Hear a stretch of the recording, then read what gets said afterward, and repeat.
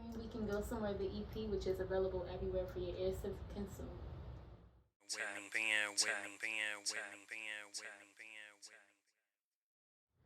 This is the mic drop with B. Anderson, and we are back again with another very special guest, Cleöcrt. Hi, How you doing? I'm good, and yourself? I'm doing pretty good. As well. Well, as everybody should know, if you don't, you'll find out by checking out this interview. But Miss Cleöcrt just released her brand new EP, and it is so fire. It's so fire. So, before we get in to the new project, we gotta talk about, the things that came beforehand.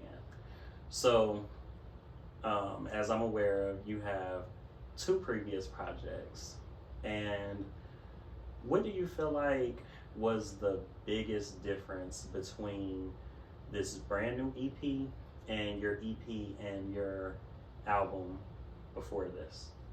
That's a great question. So first, I'll say that my projects are heavily inspired by where I am in life at that moment. The first EP, Finest the Parts, was, I was young. I was exploring with love and, my boy troubles and stuff, and just figuring out who I was. And that's what that EP was based around. Leading up to the album For Him Is Dedicated, which was dedicated to my passing brother. And that was like a walkthrough of my grief and like me finding myself, losing myself, like just going through a deep state of depression. And then that leading into this, which is honestly, this is about me finding myself and reclaiming something that I had lost through like heartache, trauma, whether that was like growing up, dealing with people in school, like anything. And when I had lost my brother, which is the inspiration behind For Him Is Dedicated, I had lost a really big part of myself. I had started grieving my father again, my granddad, my uncle. I lost a lot of men in my life, and that did something for me as a woman. And I had this like healing journey from that point up till now of like reclaiming myself as a woman. And with that, I found a lot of sexuality and like sensuality within it, and that's how we got to We Can Go Somewhere. Well, definitely, I sensed your vulnerability in your project that was dedicated to your brother. It was, all the 19 tracks. 19.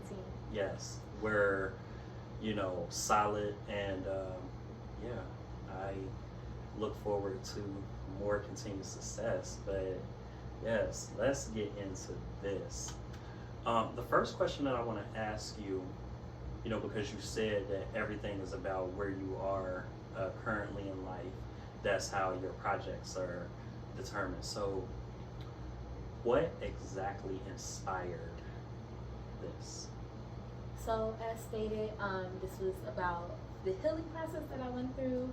I had endured a lot of trauma growing up with just accepting who I am as as a female.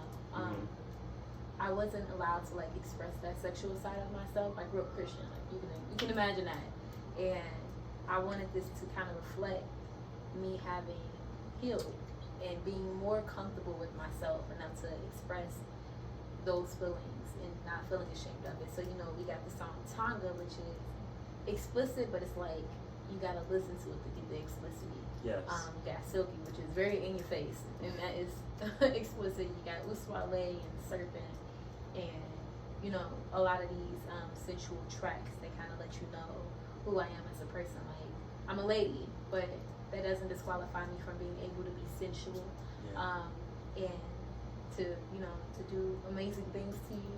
And so I really wanted to display that in here. We Can Go Somewhere, which is the title and also one of the hit songs from the EP, was really showing people where I was mentally. Like, we can go somewhere, like, hey, come on and go with me. Like, sensuality is not always just about the physical, but it first manifests in the mind. So like, come and go with me and I'll show you how I think. And this will be my introduction to how I get you, enticed, because my brain is like the most enticing thing about me, in my opinion. And yeah, this is how I came to this. There were a lot of songs that got cut from the final project, but overall it still has that message of like the sensuality and like showing you where I am. Well, you mentioned that there were tracks that got cut. Why only an 8-song EP? Like, I know that I'm not alone in saying that we could definitely use 8 more tracks. So, oh what made you go with an EP on this project? Oh, that's an amazing question. So first and foremost, I write consistently, day in and day out. Before arriving here, I was writing. When I leave, I'm more than likely gonna go write. So there were in total there were about 76 songs that were composed for this EP. But an EP is a 30-minute segment, Right, so right. I couldn't fit 80 songs in Right. it. As much as I would like to, because I do want to give you all of my discography, and that's how I came up with the 19-track album. Yes. Because I really like to put a full project together. Yes. But the reason things got cut, well, I'm like really picky with my sound, and there was a lot of variety, and some stuff didn't translate well to me through the studio. Like I do a lot of rough drafts, and sometimes I grow more fond of those rough drafts than I do the studio version. Like Orbit was not going to make it on the final version. Neither was Serpent. Yeah, and I love Serpent, but when I'm in the moment, I'm writing and I'm thinking, I'll pull out my phone and record a demo, and then I listen to that demo for like months, and I get used to hearing a demo that when I take it to the studio, I'm like, this is not it. Okay. And I'm like really particular about that sound. And honestly, I was going to put the rest of those tracks on here, but I had to cut them out. They would have fit in very well, but I think I'm satisfied with what I have. But I will tell you this. With those songs that got cut out, there will be a B-side that I'm putting out very soon. I was gonna say, go to Chris Brown route, do the 45 song. No, you know? there will be. I am definitely putting out an extended edition. That's for the real supporters, like the people who genuinely want to hear the extra cuts. Gotcha. And yeah, so those will be out. I'm not gonna say when, but they're amazing, and they'll be dropping sometime soon. Well, I would definitely say that Serpent may have been my favorite. I felt like on that song, I felt like I heard a different sound from you based on what I've previously heard and the rest of the album. I loved it so much, and it was like a whole vibe. I said, this is going to my playlist ASAP, you know. And with that being said, because like I said, I feel like the EP was solid. Every track from top to bottom was solid to me, but that one really stood out to me. But what about you? Because I know you put up a poll question on your story a few days ago, and you were asking people like, hey, you know, what was your favorite song? So before you answer on, you know, what you feel like is your favorite, what was kind of like the consensus on people's favorite? Honestly, people seem to be very conflicted. I had a lot of conflicted people. You know, I have about 2,500 followers on Instagram, and I have a very interactive story account. Like, about all 2,500 people watch my story, and I think this time like 500 people took a vote. Okay. And I'm looking through these votes, and I'm like, oh man, like people really fuck with Tonga. They really like Tonga, the EP version, and Tonga, the original. Yes. But I had I think it was like 200 people that said Tonga was their favorite still. About another 200 people that said We Can Go Somewhere was their favorite. Yeah. And then I posted it again. I don't know if you saw that, but I posted it twice just in case. I had people saying like, Orbit is the best track on there. And I can't believe you're going to cut it. I want to fight you when I see you. It was like, oh, yeah. And then I had a lot of people who said Serpent was like, oh, this caught my ear. And it's right there in the middle, so it was like perfect turnaround. Yes. I had some people who were, I don't even want to say biased, because I think that this is an amazing song with my friend The Joke, and people really like Uswale. So it was a very conflicted thing. And then I had people who were like, I like Silky, but I can't listen to Silky anymore without Silky Prelude, which is amazing because my friend Zeta, she's incredible. And so like people were extremely conflicted. I'm conflicted myself. Well, you know, because Silky, I just had a hard time putting Silky and Tonga into the discussion just because it's like, okay, those are like certified, you know, bangers. But, you know, outside of those, because it's like when I listen to Silky, it's like I just over and over and over again, I'm just hearing Silky. So, well, that's what it's about. Yes, I love it. And you mentioned, you know, the features that you had on this project. And if I'm not mistaken, is this the first project where you featured, you know, other creatives? So it is the first project. I have plenty of songs in my archive with features that may not see the light of day ever. Okay. But this is the first project where I actually allowed them to be on something. Okay. I'm really happy about that. I definitely have a lot of hesitation with letting other people on my stuff because I get so like, I'm a perfectionist and I don't want to take away from somebody's craft. But what I don't want is for you to get on my shit and like mess it up. So I'm like, I don't know. But I had faith in the Joe and Zeta Stew. So I was like, you know, I really want them on there. And thankfully they were more than willing to work with me. So that turned out to be amazing. And now I can't see the project without them. Right. Because I was gonna ask, like, what was it like going through the process and everything of, because normally when it's you, it's like, okay, if I mess up, shit, that's on me. Yeah. But what was the process like with including others in something that is and did see the light of day? So, to remark on that, about me being a perfectionist, and like, I like to think that I'm a sweet person. However, I know my limits, and I know that when it comes to my music, I am a tyrant, and I'm more so worried about how it was to work with me for them, because there was times in the studio where I was working with the Joe, and he's the one who engineered and recorded Silky and Uswale for me. Okay. And there's times when I was in the studio and I was like, take that out, scratch it, I don't like that. And he's like, yes, ma'am. And I'm like, and he's like, I really like this, you should keep it. I'm like, no, throw it away. Because I'm like, I know the sound that I'm going with, and I know the vision, and I don't really let people deter me from it. Zeta, however, I gave her like really like creative freedom, and she really understood the assignment on like how to really flow that into Silky. So working with these two people were really easy because they're both creatives and they're passionate like I am. Zeta, I didn't really have to do much with her at all.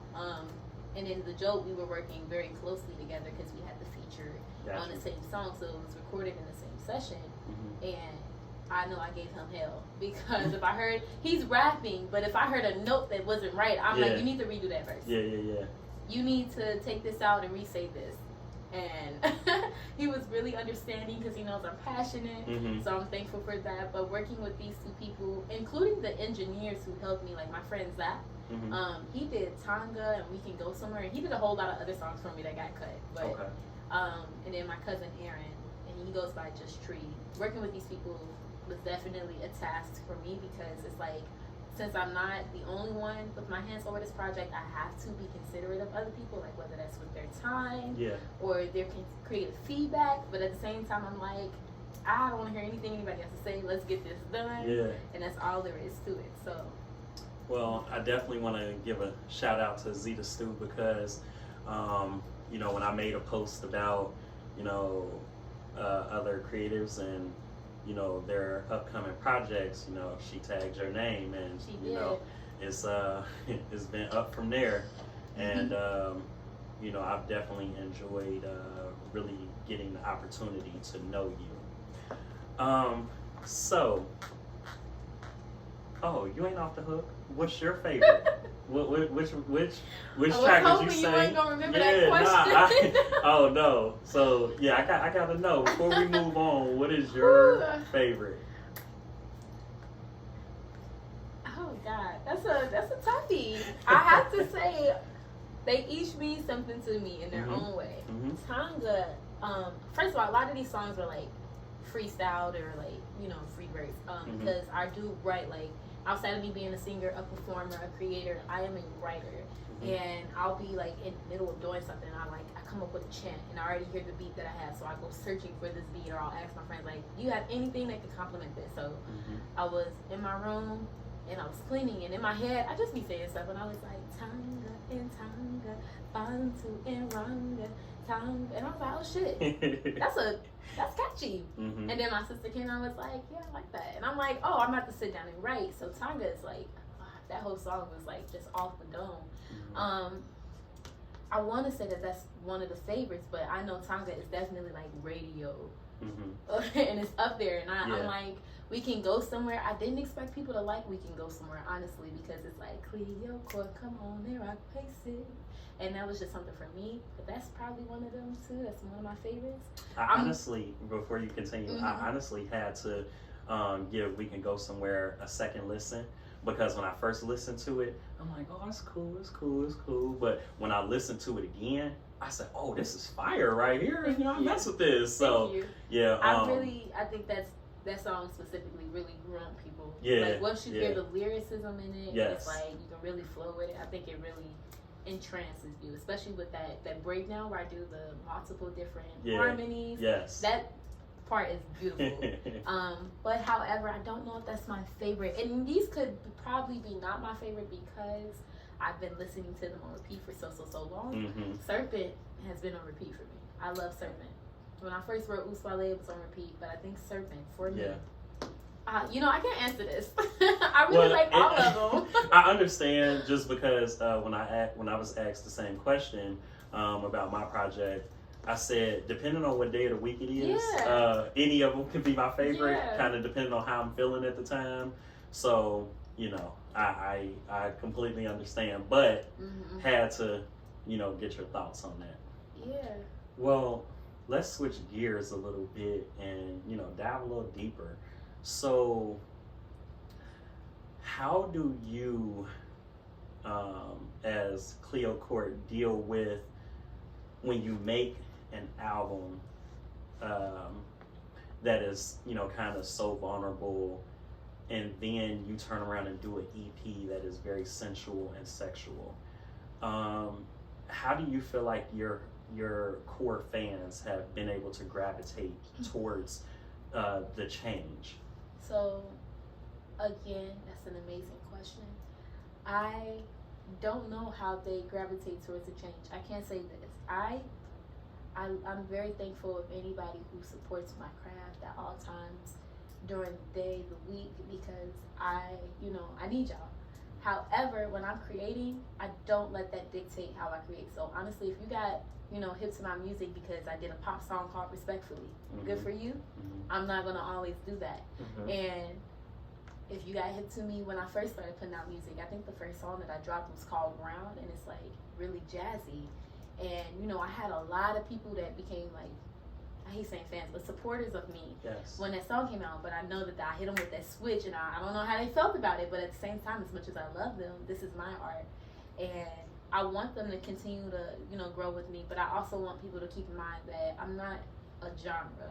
I'm an artist. I write, and I switch it up. Like, I can do the jazz. I have a few jazz songs. I got a lot of country songs, and I'm from Cincinnati. And I got a lot of blues and R&B, and I could write a gospel song if I want to. I grew up in church, but that's why I really want people to understand that, like, I'm a writer, I'm an artist. So be prepared for a switch. Coming from that moment of like vulnerability, some people knew what I was going through when I lost my brother. They knew how important that album is for me to this day.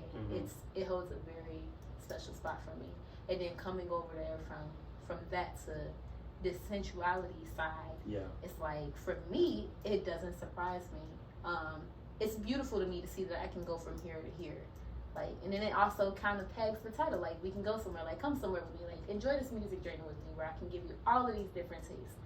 But I don't know how the core fans feel. I just hope that they see me as more than just the person behind, this amazing artwork, and see that I am indeed a person, and I have different emotions on different days. I'm not always sad and angry and depressed and grieving over my brother. Sometimes I want to have a little fun. Right. Sometimes I want to shit on people respectfully. Sometimes I want to Tonga. Like, I have different moods. I'm a human. I'm a woman, and, I want people to acknowledge that. So I'm hoping that they're rocking with it. I think they do. And I hope that they're prepared always for a switch, because the next project is nothing like this. Okay.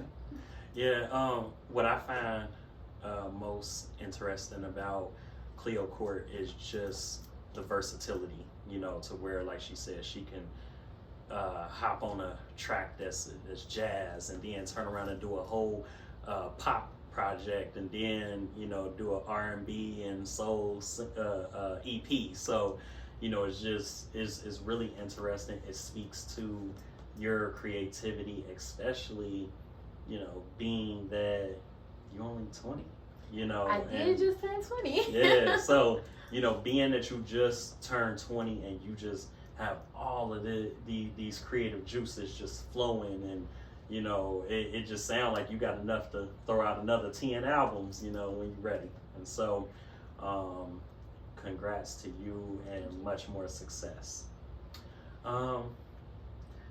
So you talk about how, you know, you interact with a lot of your supporters and your DM. So, you know, from your stories and all of that through DM. So outside of that, after putting out something like this, because, you know, Tongue have been out for a while and everything, but after dropping your EP, is your DM jumping?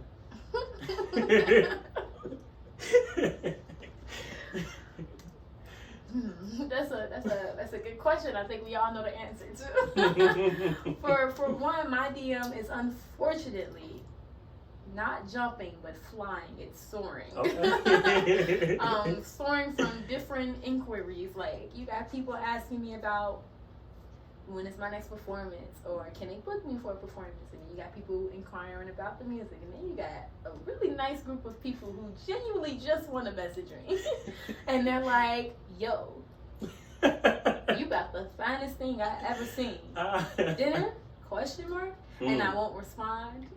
And then 3 months later, I look and check, and it's like 80,000 different questions that have accumulated in the span of a few days or whatever. Oh, man. Then you got the lovely, lovely, lovely ladies who send me compliments on a daily basis, and I see some of them. I try to respond when I can, but I am in school, a full-time college student, and I can't, like, as much as it seems like I'm on social media, I'm aware that I have to keep up a presence, so I'll post just because, but I'm not on there. I try not to live my life on social media either. Gotcha. But yeah, the DM is more than jumping.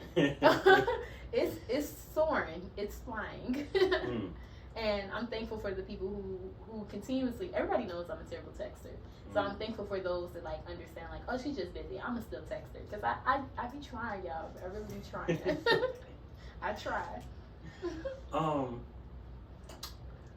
You touched on performance. So how do you feel like your performance kind of brings your music to life?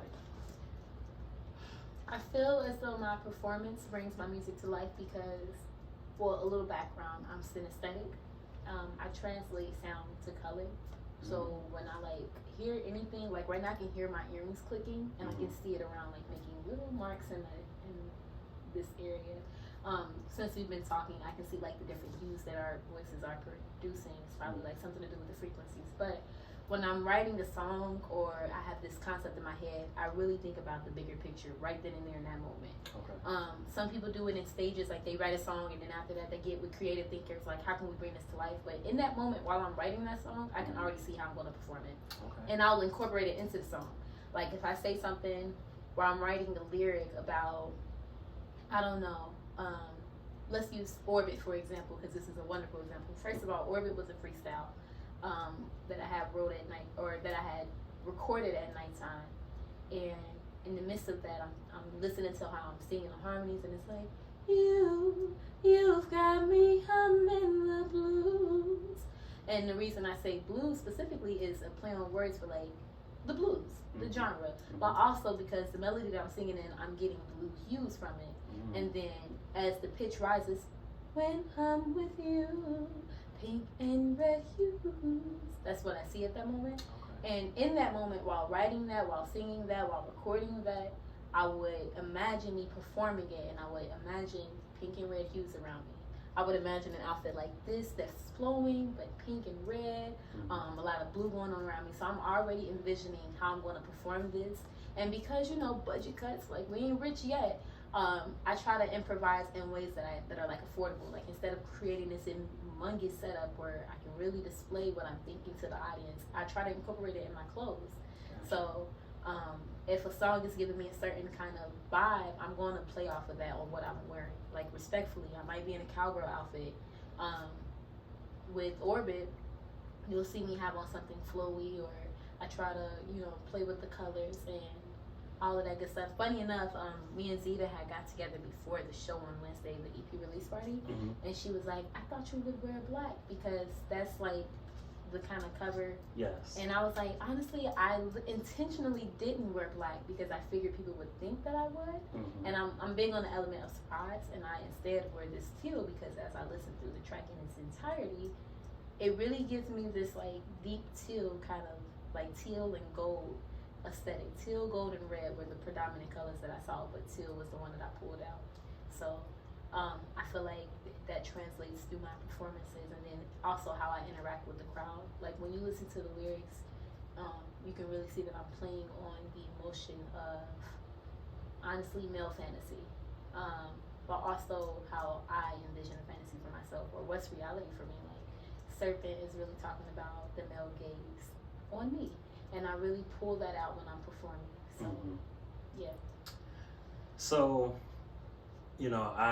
like I said, I watch her stories periodically, and I think you may have been referring to Silky, where you said that when you perform it, and I want to make sure I'm quoting you correctly, you said something about it making a man want to have an orgasm. I did not say that. Who said? I put a Q&A. That's what that was, because I'm like, I saw something where it's like, and I'm like, hold on, what? I did not say that. No, so when I'm getting ready to engage people, I put a Q&A and I allow them to ask me questions.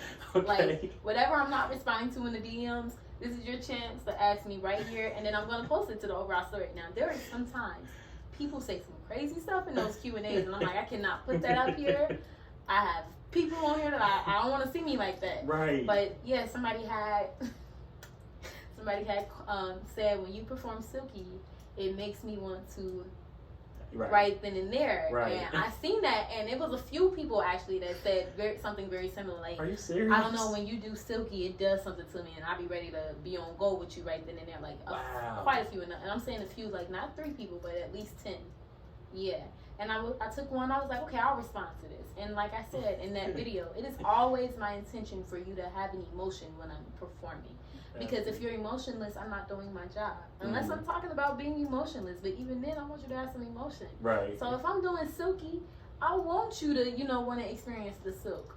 Like, yeah, that's what I want you to do. I want you to be thinking about what Silky feels like. What do I mean by Silky? So those were the right responses to me. It feels like I'm doing my part. I'm performing right. So I got you. I'll take them, even though they're crazy. Yeah, because I want you to feel like that. I was gonna say, I saw it, and I just because you know how sometimes when you click on a story and the sound isn't there right away. So when I pick it up, I hear you like saying this, and I'm like, hold on. I said, I'm gonna ask her about that, because I'm like, hold on. I would never say something like that. I allow people to say that to me, and then I smile. So yeah, it was quite a few people that was like, when you do this, it makes me feel like this, and I'm like, oh. Even when I was performing live, I had some friends that were like, I won't mention them, but they're like, stay away from me right now. Like, I need to think, I need to calm down. Yeah. I can't go perform after you. I've had friends ask, like, can I perform before you? Because I won't be able to perform after you. Okay. And I'm like, why? And they're like, you know why. Let's not be so coy. Your supporters are saying this. You're not saying. No, because I'm like, not hold saying on. Let me make sure. So, Tonga, I heard you speak in a different language. What language were you speaking? Well, it's a dialect of French. It's a very old. I want to say it's a mixture of Creole and French, but it's kind of older than that. But I think it falls under that. It's like a French dialect tongue. Not a lot of people speak it, but I went to Miami and performed, and there were a few people in the crowd that were like, I knew exactly what you were saying, and that was my first time having somebody know exactly what I said. But they have a lot of Haitians there, and like people who came from the islands, because the right by the water. So, but yeah, that's like an old dialect where you can kind of hear some of the tongue in it, like you can hear some of the words being translated, and then other words are kind of switched around because it's older. Yeah, so very, very few people speak it. What were you saying? Okay, I'll pull up the lyrics because I don't want to misquote my own self. Yeah, let me see. This is actually a good one. This will be my first time telling somebody what I say during that part. Wow. They usually ask, and then I'll just like tell them what I'm saying by repeating it in the dialect. Okay. And I'm like, you know what? I'll give it to you. So loosely translated from that dialect to English. Maybe I'll say gonna be Dale mi fumimera, da que mo sepa, sesan, e bilmo no beras, que me corositana, se le come corosirai. And then basically all of that is to say, surely I fucked you out in a past life, but I'd like to make this connection stronger. I'm the goddess of seduction, can't you tell? Some call me a siren. Listen to my voice and fall into my trance. You'll be spellbound with just one glance, but a caution to this tale. If you turn out to be like the rest, if you cannot surpass my test, no tanga, your thirst unquenched. So. Damn. Okay. And then you can kind of hear that when I kind of get aggressive at the end. In the French, I'm like, no deme corositanga. And that's your no tanga, your thirst unquenched. So it's basically it's kind of funny how it works because once I switch to that French part, and this is how powerful music is. Once I switch to that French part and the beat kind of, becomes more predominant, I always notice while performing that people are like, they're in this trance, they're like, oh my God, like the language switch, and I can see them kind of being like gazed in that moment. And then it's funny because what I'm actually saying is like fall into my trance, like listen to my voice, and it works. So I got you. Yeah, when I was listening to that, I said I need to know what she's talking about. That's the first time I ever told anybody outside of my sister. My sister knows what it means, but yeah, only person. Yeah, you got an exclusive. Appreciate it.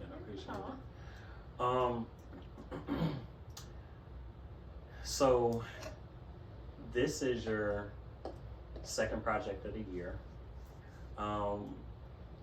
When can we expect your 2023 to drop?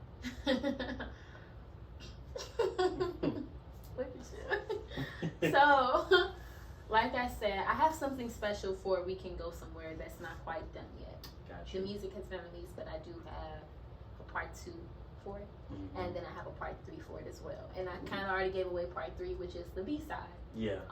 Where I'll be putting out another segment of songs that'll be on the extended version.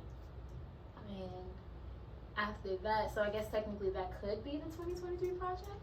But I also turn 21 next year on the 3rd of August, and I'm thinking about gifting myself a birthday present of an album because my brother his birthday was on the 28th of February, and that's when I put out For Him It's Dedicated. So I'm kind of big on like putting something out on a birthday as a birthday present, and I'm thinking about dropping this album on my birthday where I turn 21, where I talk my shit. This is what this album is about, and songs like Respectfully will be on there.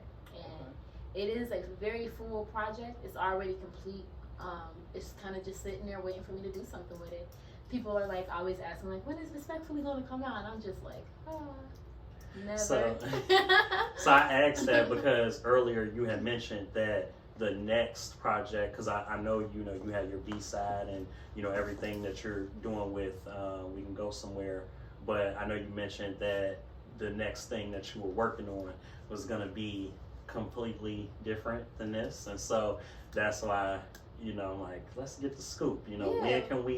When can we expect that? Well, the scoop on that is maybe on my birthday. Okay. Possibly, and I might throw a little party for it in celebration, Turning 21. I just turned 20, so it's like I'm still getting used to the idea of being 20. Like I'm still making my way into places. And I probably shouldn't say that, but I'm still in there. Yeah. So, and like I said, this next project, I won't say the name of it, but songs like Respectfully will be on this next project. And this next project is about me kind of talking my shit. I don't really like to get raunchy in that kind of way because that's kind of not me. But I have endured a lot throughout my years of like just living. Like we've all endured so much, but I've had my fair share of women who have despise me for reasons I'm not aware of. And I've even had, men kind of angry with me at the simple fact that I like to consider myself to be a little higher standard. And I've had a lot of people who've been mad at me, who like have thrown dirt on my name and said things to hurt me or done things to hurt me or anything like that. And this is kind of like my clap back. And I don't like to clap back because I do believe in letting God handle all things. But every once in a while, you gotta let people know, like, I'm gonna let God handle it, but I'm gonna also let you know I see what you're doing. So I got a few songs on there that's like, watch out for me. It's like me coming back with a vengeance. But it's like, once I put that out, it'll be that. And hopefully nobody tests me again. But yeah, so that project is gonna be about me reclaiming myself and like setting those boundaries really. Like after I've gone through this healing, my boundaries are gonna be there. Like you'll know where you won't be able to cross because the album will definitely display it for you. Like, don't fuck with me in this way. And I'm hoping that it translates well because you can already imagine respectfully. If you've heard of respectfully, the chorus is very simple. It's a chant. I'm gonna shit on you respectfully. Once I do you the way that I do you, I'm gonna do it naturally. Take all this anger embodied in me. I'm gonna cause a catastrophe. And yeah, so it's kind of straightforward what it's gonna be given. Do you feel like people fuck with you just because you're young and your work ethic is crazy and the people are actually really gravitating to you at such a fast pace just because it's like, okay, you literally just turned 20. You had 2 projects out before you turned 20 and it's like, people were really, really, really fucking with you. Do you feel like it's because you're young and you're ascending at such a fast pace? First of all, thank you. I don't know everybody's intention for me. I can only trust that God has me protected with who I'm surrounding myself with. I do know that outside of, there being some people who don't necessarily want me to succeed, Cincinnati has been very kind to me.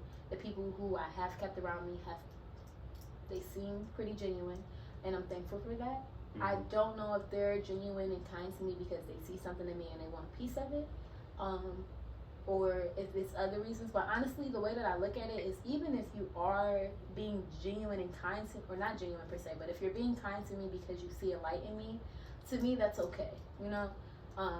I want people to gravitate to whatever they see in me, and I wanted to inspire them to do better. I wanted to inspire them to want to, ascend right along with me. You can't be so lucky all the time. Some people do have, those leeches who are like, I'm just with you for the ride, because I see it's going up for you and I want to be there with you. I won't say I have people in my corner like that. I'm trusting that God is protecting me and is watching out for me and is eliminating all things that are against me. I fully believe that.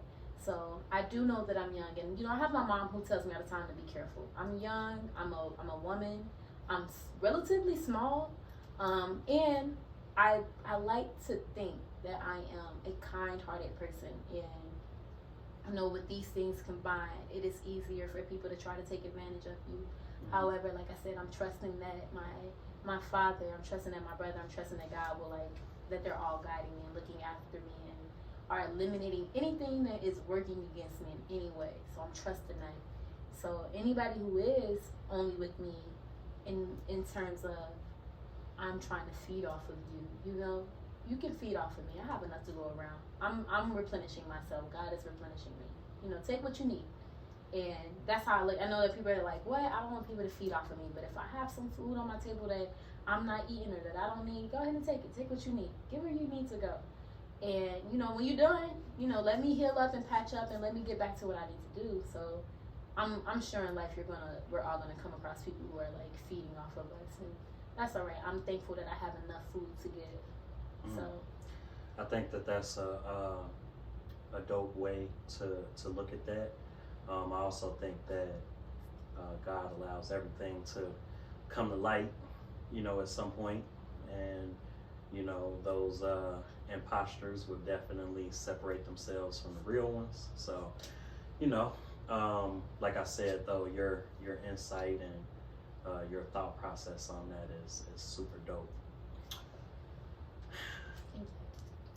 When will you be performing again? Where can people catch you next?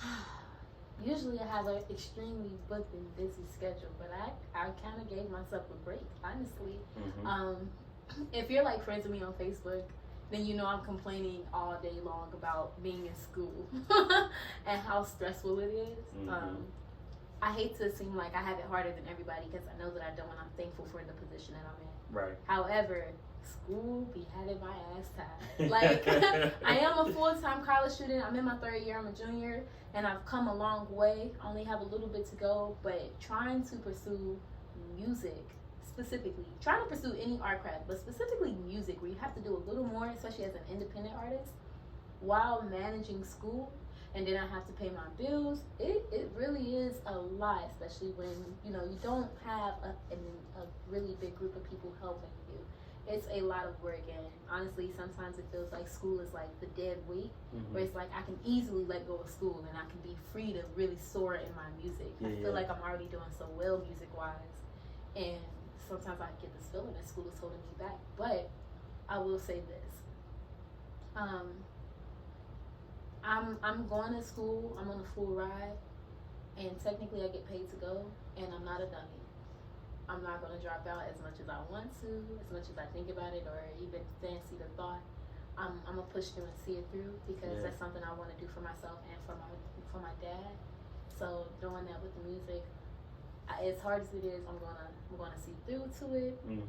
And it's a lot that goes into being a musical artist, but I think it's worth it in the long run, as long as you got faith in yourself. I just wonder, like, when the hell do you sleep? I wonder the same thing sometimes. But yeah, like I said, on the performance side, because I'm focusing on trying to manage school, I gave myself a break from performing. But I really love performance, so honestly, I never stick to my breaks, because it's like, oh, what the hell? I like to dance, I like to perform. More than likely, I'll be at the next event doing a song from the EP, because I can't stay away from the microphone. I have a microphone fetish. Like, I need to have it in my hand.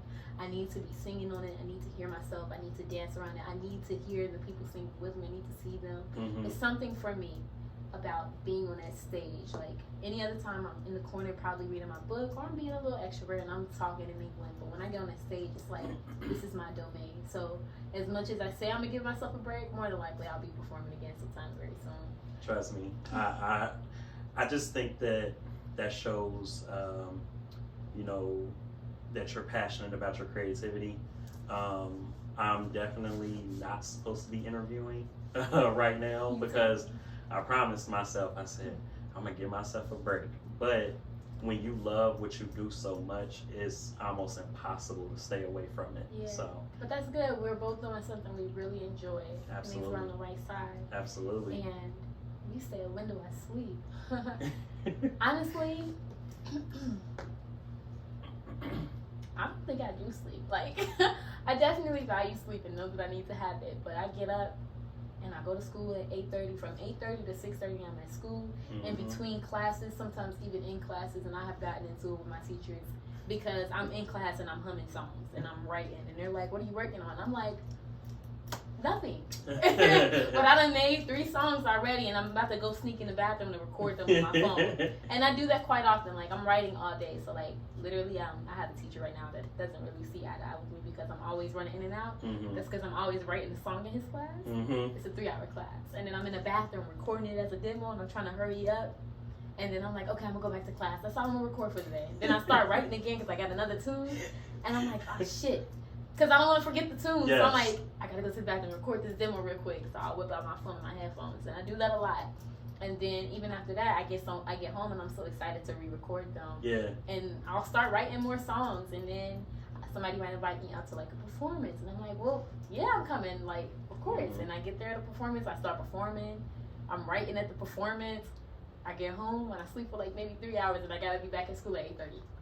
Well, see, it's similar with poetry, just because I'll be in the middle, especially with the job that I was doing a couple of years ago. I would literally be in the middle of running a machine, and I would stop it because I would have a thought in my brain, and I'm like, I got to get this down. Yeah. So the curse of a writer. The Notes app on the iPhone get a crazy workout, because I'm in it all day. It's like oh, I gotta get this thought down. If I forget it, I'm gonna be pissed. So Yeah. you know, I completely understand what you're saying when it's like, man, I gotta get this thought down. And it's like, since I'm not writing on paper anymore, I don't have to worry about having a pen and pad with me at all times, but I use that phone and try to get down every single thought that I possibly can. And so, you know, I definitely understand. I like to call that the curse of the writer. It's like, you have that thought and you have to put it out there, because it's like, you never know when you're going to get the next thought, and it's going to like just push the other one out the way, and you want to make sure you got all of them down. So that is definitely a real thing between writers. I understand you. I hear you, because it's bad. So I gotta ask, because I thought it was just me, and this question just came to my mind. So I was asked, you know, when did I wrap up my project, and versus, you know, when it came out. And, you know, I was told, like, man, how did you sit on, you know, all of that good stuff for so long? With you, how do you have such like a completed project and you're like, oh, well, we'll put it out maybe in 9 months? Like, what is the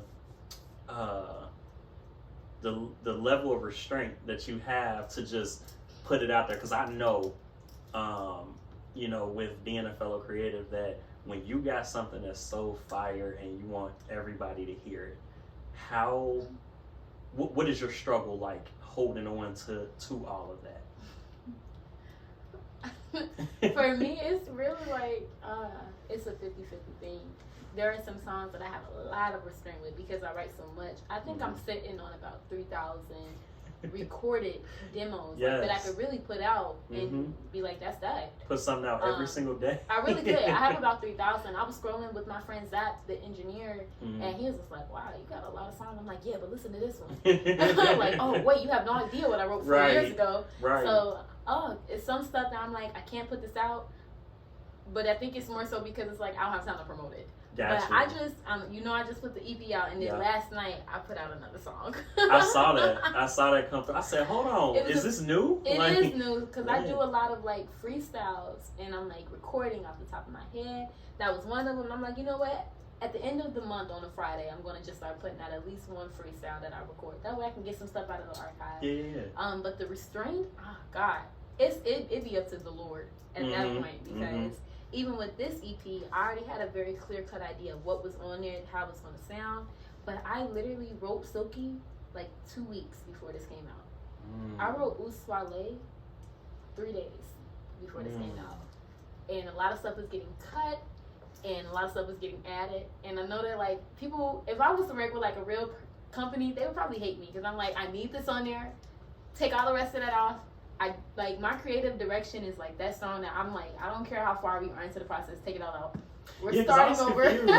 I was confused because I remember like early in the week, it may have been like last Saturday or Sunday or something, you told me, it was like, oh, I'm in the studio and recording. I'm thinking like, well, shit, ain't the project about to drop? The project dropped on Wednesday night. I was in the studio on Tuesday morning. It was that bad. And that's what I'm saying. I'm like, how the fuck is she about to drop this and she's still talking about she in the studio trying to I'm like, how? Like, that was crazy how it's the curse of the writer. Like, Uswale, the thing is, and we can go somewhere, I refer to my private parts as like Uswale. I really don't like the term, the P word, because it's like so raunchy and out there. That's like, oh, y'all can have that.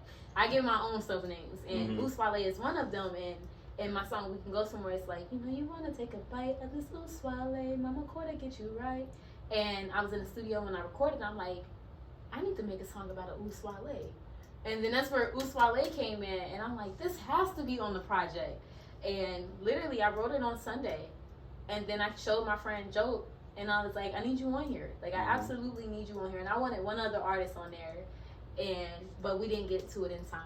Okay. And because I'm just working that late. So Uswale was written on Sunday. The project dropped on Wednesday. Like, you can imagine the cram time. Yeah. What else? It was Just Like That. I didn't even write that. I freestyled that. And I freestyled that Tuesday night. And I had already had everything uploaded to streaming services. And I was like, abort. So that I could take it all down and re-add new songs. And I think I did that like 2 times where I was like, okay, everything's up and ready to go, and I'm sitting, I'm promoting, I'm like, ooh, cancel. I added in my list of songs I really liked when I messaged you. I added just like that in there just because I liked just how free it was, but it was like, damn, like, hey, this fire, man. Yeah, it's groovy. Yeah, it's like yeah, I needed it. I was literally walking around the house and I'm like, what I do is I look in the mirror and I kind of get hyped off of looking at myself. I'm like, just like that, and I'm singing to myself. I'm like, oh shit, I gotta go record this. So I start recording and I'm saying the same things, but it's like in a really nice rhythmic form. And I'm like, this will be perfect to put right before we can go somewhere. But in order to do that, we can go somewhere has to be last. Hence why the name of the EP changed. Yeah, because it was called Endless Possibilities at first, the EP, and I was like, no, it has to be called We Can Go Somewhere. This is perfect. Yeah. So literally, I think on what was that, Monday, I was like, I made a drastic change to everything, even the order, and I sent it back to my engineer, and he was like, this is not what you sent me at first. And I'm like, forget everything. This is what we're doing. Man. And he's like, okay. All right. And I'm like, hey, sometimes you just, and honestly, I'm so bad that if I come up, I'm hoping that God doesn't allow me to think of another damn song. Because if I think of one more song, this is in me to do, I will take this off of streaming services and re-add it. That's how bad I am. It's that bad. I'm like, it's not complete anymore. I gotta throw the whole project away. Oh my goodness. And it'll only be available on like YouTube. But I think it's a good thing though that you're doing like a B-side, and you're gonna add these extra parts to it and all of that, like having like a volume 2 and 3. Yeah. I think because you want to let this project live and grow and not take it down and add more to it. You want to let that continue to grow and manifest, and then that way when you got your volume 2, you got your volume 3, it may end up it may keep going from there, but it also shows your growth, and then like you said, you're constantly in a new place. Yeah. And I think that it's a good thing to add those volumes, because I think this is solid the way it is, and I think you got a lot more heat to come. Yeah, I'm really glad that people are really vibing with the order of everything, because I had a lot of I wasn't going to do that order. I had a lot of like a lot going on, and I was like, I don't know if I'm liking the order that this is in anymore. I don't even know if I like the cover art. And honestly, it got like that, like in the midnight hour. I was like, I hate everything about it. I'm not gonna put it out. And I had a lot of friends, like I said, Orbit wasn't gonna make it. Honestly, if I had my way, the only song that would have been on this EP was Tonga and We Can Go Somewhere. And I know I couldn't do that. So it was a lot that got cut, it was a lot that got stripped, and a lot of changes were made and stuff, but I did have a clear-cut idea of what I wanted. It's just, I was like, because of the artistry in me, it's like consistently changing. So honestly, I was asking my friends, like, what did you think of the order of the EP? Because I'm listening to it and I'm critiquing everything, and I mean everything. The smallest thing, I'm like, damn, I don't like that. But everybody is like, I think that the order is amazing. So that's one feedback about this EP that I'm very, very, very, very thankful to hear, because that's one thing I was not trusting of, was the order. Yeah. But I think it starts perfectly and ends amazing. Yeah, and sometimes we could be in our own head. I mean, I've listened and read things that I've done, and I'm like, this is terrible. Why would I even have done this? But I think sometimes it's just you're in your own head. You want to make sure that everything is right. I mean, I can only tell you how many times I text my producer, like, are you sure these 2 lines aren't too close together? Do we need to, structure it different and all? And he's like, nah, man, it's fine, it's good. And so, I think sometimes just as creatives, we're in our own head just because we want it to be perfect. And, and I think that, you did the damn thing on it. Thank you. You want to let the people know where they can find you on social media? Yes, so for those who are not hip to me, I guess, those who haven't had the pleasure of meeting me and I haven't had the pleasure of meeting in return, my name is Cleöcrt. It is spelled Cleocrt, Cleocrt, and I am on every social media platform that I can think of. under the exact spelling of my name. And my music is available everywhere under my name. And you know, I'm a pretty friendly person. If you're in the city of Cincinnati, please feel free to come out and see me perform live. I think it translates a lot better in person than it does on camera. So definitely something I would recommend doing. And definitely message me and hit me up. I love networking. I love meeting new people. And yeah, nice to meet everybody who I'm going to meet. Thank you. Music streaming everywhere, y'all. Everywhere. So y'all make sure that y'all tap in with Cleöcrt. She fire. Go back and listen to her previous things, which, you know, season 2, you know, I'm gonna have her on the couch, and you know, we're gonna go more in depth. You know, we're gonna talk even deeper than that. But you know, I am honored to say that this is the first interview ever that I've done, mic drop, anything else that I've done, that everything was completely organic. No prepared questions, no nothing. And you know, you killed it. You killed it. That was amazing. You gave me great questions to answer. And yeah, thank you so much for inviting me to be on the show. I'm super excited about that. Before you do your closing remarks, I would like to add one more thing, if that's okay. That's cool. So, I have these amazing keepsake CDs that are really, these I want to say, these are for my family. Like, my close friends and that I've met over the summer who've been there supporting me through this music career. Those who highly anticipated the EP. The people who really support me and believe in me. These are for y'all, and I do like to refer to y'all as my family. And, you know, they might not be much right now, but there are beautiful surprises on the EP, unreleased songs on the CD version. And, you know, if you want to come and get one to show support to me, that's amazing. I am greatly thankful for it. And I think within 10 years' time, they will have accumulated in interest, something serious. So, you know, I got a few of them. They're extremely limited. There are only 15 right now. And I don't think that I'll make more. So definitely come pick one up from me. If you're one of those supporters who's been there from day one, or, you know, even if you came in at day 30 or day 100, if you've been supporting me genuinely, come and get you a CD. Thank you. Dope. Yeah. Dope. Well, I think that's it. That's all. That's all. This has been the Mic Drop with B. Anderson, and we are out. Bye. This is the Mic Drop with B. Anderson, and we just wrapped up a fire interview with Cleöcrt. How you feeling after the interview? I'm feeling extremely rejuvenated. Like, I got a lot of things up in the air for people to digest, and I'm excited about that. Yeah. You definitely did. Y'all want to make sure that y'all tap in with both of us. I am author B. Anderson on all social media platforms. B. Anderson on streaming platforms. She is Cleöcrt everywhere. Everywhere. Streaming and social media. That is spelled Cleocrt. All together. All together. Is that it? I mean, well, while y'all are at it, while y'all are waiting, stream We Can Go Somewhere, the EP, which is available everywhere for your ears to consume. That's it. That's all. This has been a Mic Drop with B. Anderson, and we are out. Bye.